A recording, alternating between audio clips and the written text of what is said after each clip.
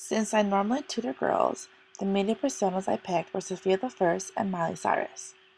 I thought that the girls I tutor would identify with Sophia the First because she's a young girl who loves to go on adventures. Having been a babysitter this past summer, I saw how much young girls love to watch her show on Disney.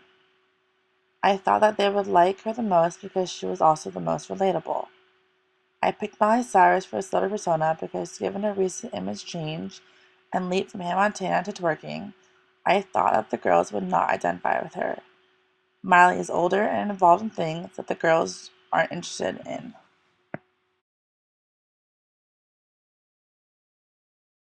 My predictions were accurate. When I asked the girls what they thought about Sophia the First and Miley Cyrus, they instantly started talking about Sophia the First with a lot of excitement. They told me all about the show and what they liked about it. When I asked them why they like Sophia over other media characters, they said it's because she can go on all these fun adventures and gets to wear princess dresses.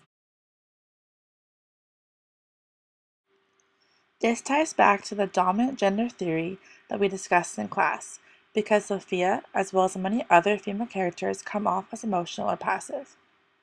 Sophia may be doing all these great adventures, but at the end of the day, she's still being portrayed as girly and frivolous. The example of dominant gender theory in class were Disney princesses, and how women were supposed to be thin and beautiful. Such portrayals of women are greatly influencing children and their identities. When I asked them about Miley Cyrus, they didn't have much to say about her.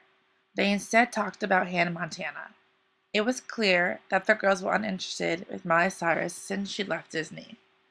They commented on her new hairstyle and clothing choices, but had nothing positive to say. There is nothing that Miley Cyrus has done that the girls could relate to and connect to.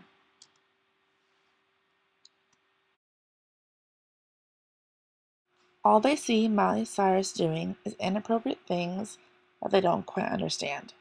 They weren't excited to talk about Miley like they were when they were talking about Sophia. They weren't able to identify with Miley, and Miley was not helpful when it came to them making their own identities. The social identity theory says that we compare ourselves to our outgroups, which are the characters that we find unfavorable, and by our in-groups, the characters that we do find favorable. Miley was in the outgroup for these girls that I talked to.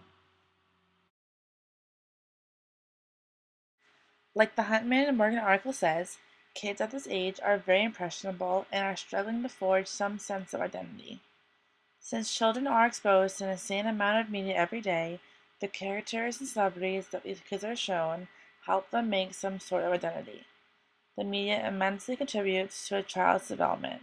What kids are being shown helps them with problem solving, lessons of what works and what does not work, as well as forming their own identity. The kids I talk to idolize their favorite characters.